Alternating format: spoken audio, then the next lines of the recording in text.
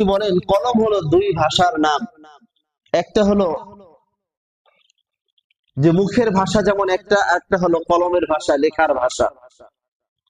তাহলে লেখালেখির মাধ্যমে গীবত মানুষ কিভাবে করে? যে আপনি ফেসবুক চালান, একজন আলেমের বিরুদ্ধে আপনি লেখালেখি শুরু করলেন।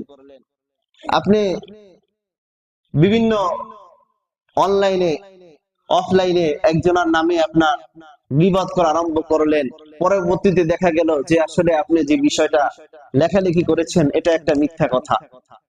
আবার দেখা গেল যে আপনি গীবত করা আরম্ভ করলেন, গীবত করলেন, বা একজনে গীবত করেছে সেটাকে আপনি আবার সমর্থন করলেন, সেটাকে একটা লাইক দিলেন, তার মানে আপনি তার দলের অন্তর্ভুক্ত।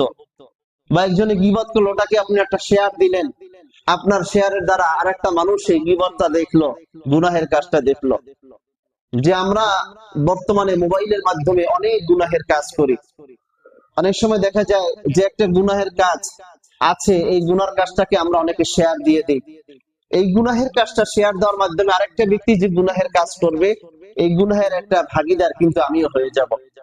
আবার একজন একটা গুনাহের কাজ করেছে, আমি একটা লাইক দিয়ে দিলাম, তার মানে আমি সমর্থন করি এই গুনাহটা, তার মানে এই গুনাহের অংশীদার আমিও হয়ে গেলাম। এই জন্য এই ধরনের কোন গুনাহের কাজ আমাদের করা যাবে না।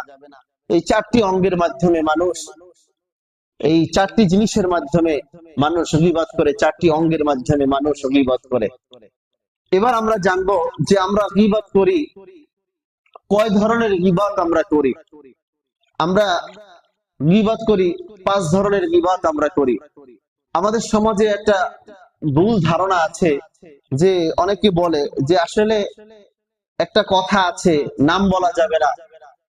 আমরা মনে করি যে নাম বললে আসলে লোকটার গীবত হয়, নাম না বললে লোকটার গীবত হয় না। এটা আসলে একটা ভুল কথা।